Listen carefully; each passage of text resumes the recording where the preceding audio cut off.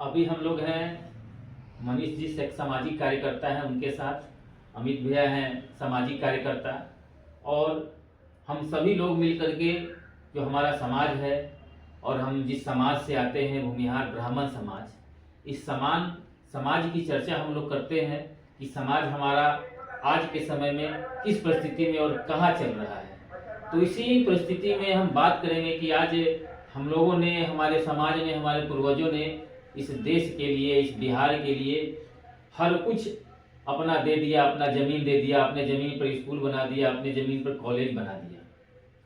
फिर भी आज हम हाशिए पे हैं।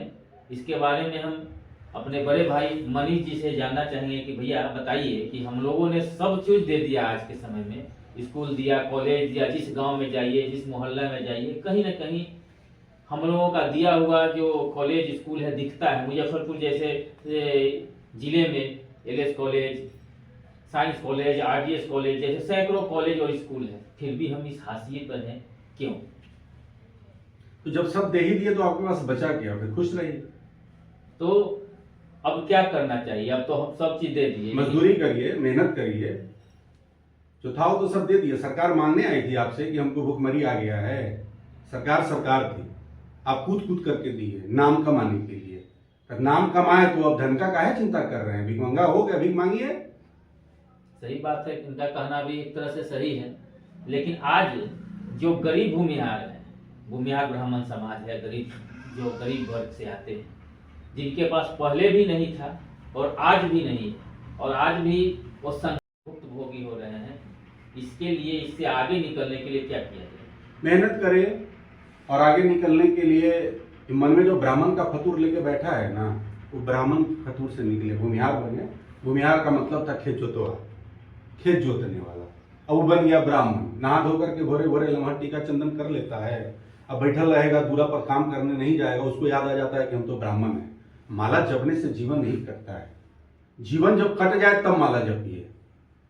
तो भूमिहार बन करके जो बाप दादा खेत जोतते थे, पहाड़ पत्थर को तोड़ करके उपजाऊ जमीन बनाते थे, पहले ही थोड़े था, ये सब जंगल था, सांड भैंसा बाग रहता था। तो भूमिहार उसका नाम था जो कोई नहीं जाता था। भूमिहार जाता था गर्दन पर हल और भाला लेकर के, जानवर को भाला से मारता था, हल और हथौड़ा से पहाड़ को तोड़ के उपजाऊ जमीन बनाता था। तो बाप दादा के रास्ता पर चलिए। झूठ मूठ के ब्राह्मण हो गए तो अगरी जाति हो गए, फॉरवर्ड हो गए हैं। स्थिति परिस्थिति इतनी खराब है, आप सरकारी अछूत हैं और दूरा पर बैठे हैं चंदन टीका लगा करके, कौन सी तो हम बड़का जाते हैं, ब्राह्मण भूमिहार है। अरे एक जात एक आइडेंटिटी से जिए ना भाई। कौन ऐसा जात है इस दुनिया में जो दो आइडेंटिटी लेके जीता है?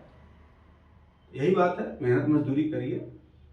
तो और जैसे कि हम लोगों को, जैसे अभी बिहार में जो राजनीतिक या देश में जो राजनीतिक चल रही है, उस राजनीतिक में जो भूमिहार समाज है, उस भूमिहार समाज के जो भी प्रतिनिधि हैं, जब वोट का समय आता है, चुनाव का समय आता है, तो क्या करते हैं कि जात का नाम लेते हैं कि हम भूमिहार हैं, हम ब्राह्मण हैं, हम मतलब कि आपके समाज के लोग हैं। लेकिन जब जरूरत पड़ता है, जब समाज की बात बोलने का, तो उस समय बोलते हैं कि आपने तो हमें वोट नहीं दिया, हम तो वोट दूसरे से लिए। तो इस पर आप क्या करना चाहिए? देखिए, आपके साथ एक ठगी हो रही है। आप समझ रहे हैं कि जात आया और जात के नाम पर आपसे वोट लेके गया। ऐसा बिल्कुल नहीं होता है। पार्टी जहां आप मजबूत हैं, वहां आपके ही बीच के एक समझौता कर लेने वाले व्यक्ति को चुन लेती है और उसको जात का मोहरा बना के खड़ा कर देती है और आपके मोहल्ले में पार्टी भेजती है।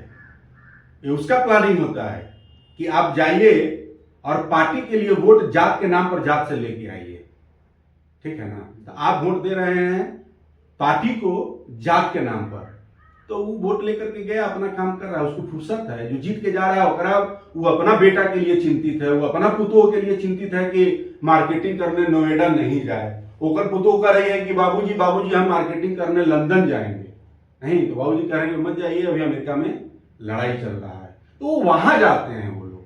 वो आपके लिए थोड़े विधायक बना है।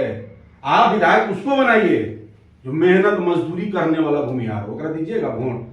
भूमिहार के दिमाग में फितूर बैठा है। 50 गांव, एक गांव में 50 परिवार जो भूखे मर रहा है, कोई भूमिहार उसकी चर्चा नहीं करता है। भूमिहार क्या करेगा? जो 51वां ऐसा परिवार होगा जो 200 बीघा वाला होगा कहेगा फलना बाबू है फलना गांव में। अरे किस बेवकूफी में तुम जी रहे हो? वो बाबू कभी समाज का नहीं होता है। वो 50 लोग की पहले चर्चा करना आपका समाज सीखे, तब जो वोट लेकर के नेता जा रहा है ना, वो भी बाकी 50 का बात करेगा। वोट देने वाला भी उसी एक बाबू का बात करता है। सोच बदलिए, सारी समस्याएं बदल जाएंगी। तो मनीष जी ने एक बड़ी बहुत ही गंभीर बात उन्होंने बोला कि हम लोग जो अब नेता क्रिएट करते हैं वो बाबू लोगों को क्रिएट करते हैं, जो 200 बीघा जमीन वाले लोग हैं। हम लोग गरीब को आज तक नेता बनाए ही नहीं, तब हमारी समस्याओं को कौन समझेगा। हमारे साथ है अमित विक्रम। अमित विक्रम भाई का परिचय है, एक सामाजिक कार्यकर्ता है और समाज की बातों को हमेशा उठाते रहे हैं।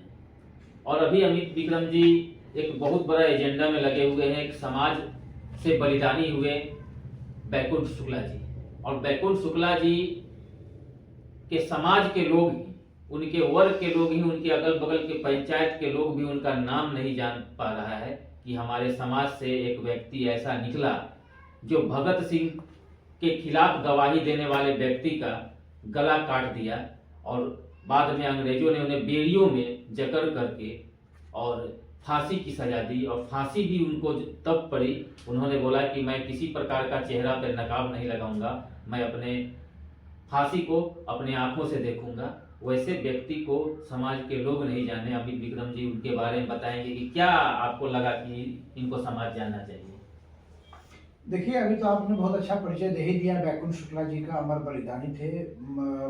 ये अभी वर्तमान में वैशाली जिला है बिहार का, जिसके लालगंज प्रखंड के जलालपुर गांव के रहने वाले थे। और बहुत कम उम्र में, करीब मान के चलिए कि 25-26 साल में वो अमर बलिदानी हुए। शादी उनकी हुई थी, बहुत कम उम्र में शादी हुई थी। और उनकी पत्नी राधिका देवी जी जो है वो भी उनके साथ स्वतंत्रता संग्राम के आंदोलन में लगातार सक्रिय रही। और ये दुर्भाग्य रहा है बिहार का। और खासकर आपने अभी चर्चा की मनीष जी से, तो भूमिहार ब्राह्मण समाज की बात आपके सामने आई है। तो मनीष जी ने बहुत अच्छा विश्लेषण किया है कि भूमिहार ब्राह्मण समाज जो है वो 200 बीघा वाले को देखता है, जो जमीन पर रहकर समाज के लिए संघर्ष कर रहा है, खेत से अनाज उगा रहा है। उसकी बात न उसके लोग करते हैं, न उस समाज का जो प्रबुद्ध लोग, जो सीनियर लोग हैं, वो भी नहीं करते हैं। तो बैकुंठ शुक्ला जी के साथ भी यही दिक्कत हो गया। बैकुंठ शुक्ला जी जब देश के लिए शहीद हो गए तो उनको इस बात पे वो तो देश को मान रहे थे, देश के बारे में सोच रहे थे। उनको ये नहीं पता था कि एक समय ऐसा आएगा कि जब देश आज़ाद होगा तो उनको याद करने वाले लोग भी नहीं बचेंगे। तो ये दुर्भाग्य है, क्योंकि ये भूमिहार ब्राह्मण समाज के थे, इसलिए वो आज गुमनामी के अंधेरे में हैं। 2-4 लोग जानते हैं, बाकी लोग नहीं जानते हैं। अगर वो किसी अन्य जाति से होते तो आज पूरे वर्ल्ड में उनका मार्केटिंग होता। भगत सिंह को भी वही सज़ा मिली जो सज़ा बैकुंठ शुक्ला जी को मिली। लेकिन आज भगत सिंह जी के लोग, मतलब भगत सिंह जिस राज्य से आते हैं, जिस समाज से आते हैं, उस समाज ने उनके बारे में पूरे वर्ल्ड को बताया। जबकि भूमिहार ब्राह्मण समाज ने बैकुंठ शुक्ला जी के जीवन को दबाया। आज आप देखिए, इतने बड़े बड़े नेता हैं, मंत्री हैं, विधायक हैं, तो अन्य नेताओं का कभी पुण्यतिथि मनाएंगे, कभी जन्मदिन मनाएंगे, मतलब तरह तरह का आयोजन करेंगे। लेकिन बैकुंठ शुक्ला जी का आयोजन, उनकी पुण्यतिथि, उनके जन्मदिन पे कहीं कोई आयोजन नहीं होता है। कहीं कोई नेता, बिहार में अभी आपको 24-25 आपको भूमिहार समाज के MP हैं और 3-4 MLA हैं और MP हैं, सब मिला के 30 लोग होंगे। कोई एक भी MLA MP जो है सो ये तैयार नहीं इस बात की चर्चा करने के लिए कि बैकुंठ शुक्ला जी अमर बलिदानी थे, उन्होंने इतना त्याग किया, इतना कुछ किया। तो ये आपके समाज का दुर्भाग्य है। विश्लेषण मनीष जी ने बहुत अच्छा किया, क्योंकि मनीष जी सामाजिक क्षेत्र में रहते हैं, बहुत दूर दूर तक जाते हैं और हर जिला के भूमिहार समाज के लोगों से इनका एक अपना मतलब एक कोऑर्डिनेशन बना हुआ है, लोगों से मिलते हैं तो तरह तरह की भावना। आपको क्या लगा? नहीं, मुझे लगा कि उनके बारे में जानना चाहिए, क्योंकि देखिए, जब तक आप अपने बारे में लोगों को बताएंगे नहीं, तब तक कौन जानेगा। जब तक भूमिहार ब्राह्मण समाज बैकुंठ शुक्ला जी के बारे में कहीं बैठक करके नहीं बताएगा, कहीं लोगों को नहीं बताएगा, अन्य समाज को क्या जरूरत पड़ी है आपके बारे में जानने की। हैं। ऐसे भी आपको एक प्रोपेगेंडा के तहत, एक राजनीति के तहत आपके समाज को बिहार में जो है सो आपको शोषक वर्ग बता दिया गया है। आपको बताया गया है कि भाई भूमिहारों ने शोषण किया, जो एक प्रोपेगेंडा है। कहीं ऐसी कोई बात नहीं है। भूमिहारों ने अपने जमीन में अन्य जाति के गरीब लोगों को बसाने का काम किया। आज जिस माझी समाज के लोग हैं, आपको दुसाध समाज के लोग हैं, रविदास समाज के लोग हैं, वो भूमिहार समाज के जमीन पे बसे, उनके खेतों में काम किया, उनके साथ मिलकर रहे। लेकिन आपको एक प्रोपेगेंडा के तहत ये बताने का काम किया गया कि भूमिहार ब्राह्मण समाज शोषक है, और इसमें उनका साथ इसी समाज के कुछ लोगों ने दिया। इसी समाज के कुछ लोगों ने राजनीतिक महत्वाकांक्षा को पूरी करने के लिए उसका हिस्सा बने और कहने के लिए कि भूमिहारों ने शोषण किया। तो जब ये स्थिति बनी हुई है तो कौन आपके समाज के स्वतंत्रता सेनानियों को जानने का प्रयास कौन करेगा? मुजफ्फरपुर में इतने बड़े आपको लंगट बाबू, ये इतना बड़ा लंगट सिंह कॉलेज बना हुआ है, उन्होंने 5-6 स्कूल कॉलेज बनाए, और सबसे बड़ा बनारस हिंदू विश्वविद्यालय के निर्माण में सबसे बड़ी धनराशि उन्होंने दी। दरभंगा महाराज, काशी नरेश और लंगट बाबू, ये 3 लोग ऐसे हैं जिन्होंने सबसे बड़ी धनराशि दी थी। उस जमाने में 1 लाख रुपया दिया था। कहीं नाम है, कहीं कोई चर्चा है? तो देख रहे हैं जिन लोगों ने कुछ नहीं किया, उनको भारत सरकार की तरफ से पद्म भूषण, पद्म श्री, भारत रत्न मिला हुआ है। लंगट बाबू की चर्चा करने वाला कोई है? बैकुंठ श्रृंखला की चर्चा करने वाला लोग है? हम तो देखें लंगट बाबू का जो जयंती और पुण्यतिथि वो भी कॉलेज द्वारा नहीं मनाया जाता है। ये आपने सही भूमिहार ब्राह्मण राष्ट्रीय परिषद शायद है, उनके द्वारा ही मनाया जाता है। बात आपके सही है। कॉलेज जब आपके लोग अपने समाज के प्रबुद्ध लोगों को, जो सीनियर लोग हैं जिन्होंने समाज के लिए एक आदर्श प्रस्तुत किया, उसके बारे में नहीं कुछ बता सकते हैं लोगों को, नहीं अपने बच्चों को बता रहे हैं। आज एक भी भूमिहार ब्राह्मण समाज का कोई भी व्यक्ति अपने बेटा को बताता है कि बैकुंठ शुक्ला आपके समाज के एक व्यक्ति हुए जिन्होंने अंग्रेजों से लोहा लिया और फांसी पे चढ़े। तो जब हम अपने बच्चों को नहीं बता रहे हैं तो दूसरे समाज को क्या जरूरत पड़ी है आपके बारे में जानने की? तो ये सारी बातें हैं। तो मैं हमने जाना बैकुंठ शुक्ला जी के बारे में, क्योंकि बगल में आपको उनका गांव पड़ता है, और मुजफ्फरपुर के बैरिया गोलंबर पर उनकी एक मूर्ति लगी है। तो जिज्ञासावश हम लोगों ने जाना। तो मेरी एक इच्छा हुई कि हम भी उनकी पुण्यतिथि और उनका शहादत दिवस मनाएं, और हम मनाने का प्रयास कर रहे हैं। और समाज में, क्योंकि सोशल मीडिया का दौर है, हर व्यक्ति फेसबुक, सोशल मीडिया, इंस्टाग्राम से जुड़ा हुआ है, तो इन बातों को जानेगा तो कहीं ना कहीं लोगों के अंदर प्रचार प्रसार होगा। मनीष भाई जैसे जो बहुत सक्रिय लोग हैं, इनके माध्यम से भी बातों का प्रचार प्रसार होगा कि बैकुंठ शुक्ला जैसे एक महान स्वतंत्रता सेनानी, बैकुंठ शुक्ला एक महान स्वतंत्रता सेनानी थे, और उनका वही दर्जा है जो भगत सिंह का है, चंद्रशेखर आजाद का है। लेकिन अफसोस है कि वो बिहार से हुए और वो भूमिहार ब्राह्मण समाज से हुए। अगर वो किसी दलित जाति से होते, किसी अति पिछड़ा जाति से होते, तो निश्चित तौर पे उनको एक बहुत बड़ा सम्मान मिल गया रहता। लेकिन ये अफसोस है कि हमारे भूमिहार, क्योंकि देखिए शहीदों की कोई जाति नहीं होती, ये बात भी बहुत बड़ी बात है, लेकिन राजनीति में इसका एक प्रोपेगेंडा है। क्योंकि भारत देश में भारत रत्न भी जो है वो जाति के आधार पर दिया जाता है। जिन लोगों ने, मतलब कहते हैं ना कि एक ग्रामीण कहावत है, लगी से घास काटना, नाखून काट के जो लोग शहीद हुए, आज वो इस देश में बहुत ऊंचे ऊंचे पदों पे विद्यमान हैं, ऊंचे ऊंचे पदों पे बैठे हुए हैं। जिन लोगों ने कुछ नहीं किया वो आज देश चला रहे हैं, और जिन लोगों ने अपना सर्वस्व दान कर दिया, वो लोग के परिवार वाले लोग जो है भूखे मर रहे हैं, उनको कुछ नहीं मिल रहा है। यही आपके समाज की विडंबना है, और इस विडंबना का सबसे बड़ा हिस्सेदार है वो भूमिहार ब्राह्मण समाज है, जिसके एक महान स्वतंत्रता सेनानी बैकुंठ शुक्ला, जो बिहार के पहले शहीद थे, मतलब बिहार के बहुत सारे शहीद हुए, के पहले शहीद भी तो भूमिहार। हाँ, मंगल पांडे जो 1857 का जो पहला सैनिक विद्रोह हुआ, उसका नेतृत्व करता जो है वो आपको मंगल पांडे थे। और आज उनकी शहादत दिवस है, 8 अप्रैल को जो है आज ही के दिन उनको जो है फांसी दिया गया। तो कितने लोग जानते हैं? तो ये बहुत बड़ा दुर्भाग्य है। ना कोई किताब में किसके बारे में जानकारी दी गई है। भारत के इतिहास में मुगल कब आए, बाबर कब आए, ये जानकारी दी गई है, लेकिन आपके देश की आज़ादी की लड़ाई में बैकुंठ शुक्ला का योगदान है, मंगल पांडे का योगदान है, इस बारे में किसी को बताने की फुर्सत नहीं है। ना जो सिलेबस तैयार करते हैं उन लोगों को भी इसके बारे में कोई जानकारी नहीं है, वो चाहते हैं कि नहीं बताया जाए। छोटा सा सवाल है जो समाज के बहुत सारे लोगों द्वारा पूछा जा रहा है कि हम भूमिहार ब्राह्मण समाज या जो भी सनातन धर्म के लोग हैं परशुराम भगवान को मानते हैं, और उनके द्वारा मांग की जा रही है कि क्या परशुराम जयंती के दिन सरकारी छुट्टी इस देश में, इस बिहार में होना चाहिए। बिल्कुल होना चाहिए। भगवान परशुराम जो है वो आपको भगवान विष्णु के छठे अवतार हैं और पहले मानव अवतार हैं। भगवान विष्णु के जो भी 5 पहले के अवतार हुए वो वामन अवतार है, ये वराह अवतार है, कच्छप अवतार है, ये सब जो अवतार उनके हुए, पहला मानव अवतार भगवान परशुराम का है। और भगवान परशुराम जो है वो पहले मतलब वो चिरंजीवी हैं, और उसके बाद उन्होंने जो लड़ाई लड़ी, उनकी जो लड़ाई है आज के संदर्भ में अगर देखे जाए तो वो सबसे बड़े समाज सुधारक थे, क्योंकि उन्होंने 21 बार धरती से अत्याचार को खत्म करने का काम किया। गलत भाषा पे लोग बोलते हैं क्षत्रियों का नाश कर दिया। देखिए यहाँ पे क्षत्रियों का मतलब व्यक्ति विशेष से नहीं, यहाँ क्षत्रियों का मतलब है दुष्ट से, अत्याचारी से, दुराचारी से।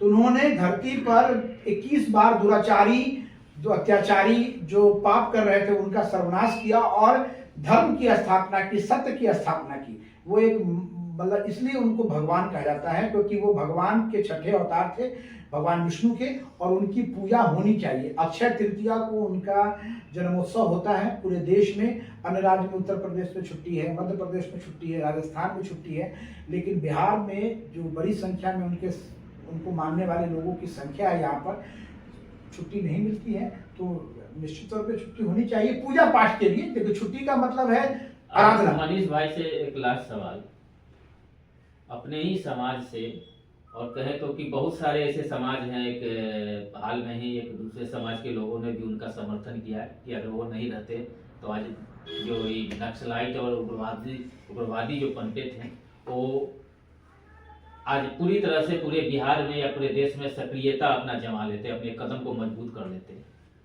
उनका नाम था ब्रह्मेश्वर मुखिया, जिन्हें कुछ वर्ग द्वारा आतंकवादी कहा जाता है, कुछ वर्ग द्वारा शोषक कहा जाता है। ब्रह्मेश्वर मुखिया जी के बारे में आप क्या कहना चाहते हैं? कैसे थे ब्रह्मेश्वर मुखिया? किसके हित ऐसी ब्रह्मेश्वर मुखिया थे? क्या वो गरीबों को, शोषित और वंचित को नहीं देखते थे?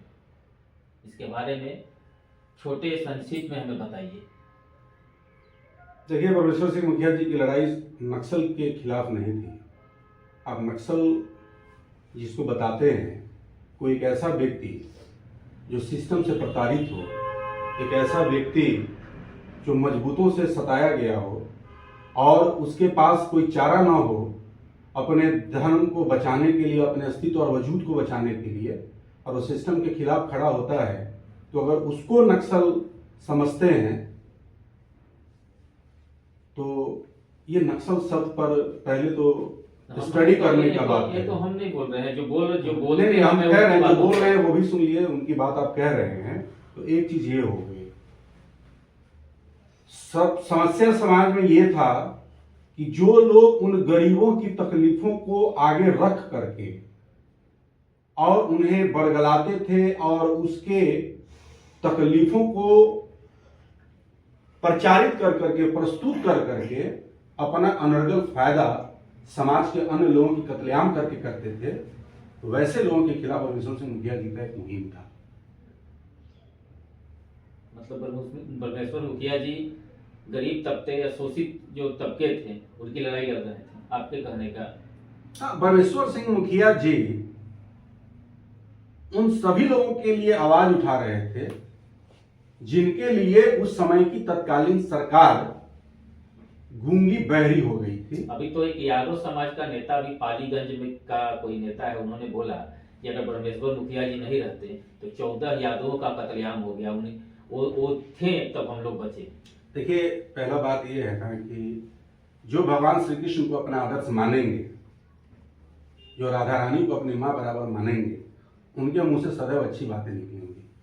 और जो लालू यादव को अपना आदर्श मानेंगे, हमेशा पानी में दूध और उलटफेर का काम करेंगे। इसलिए किसी जात की बात हमसे नहीं करिए। हम खेत जोतने वाले ब्राह्मण नहीं, सिर्फ भूमिहार हैं। हम सबके पालक पोषक हैं।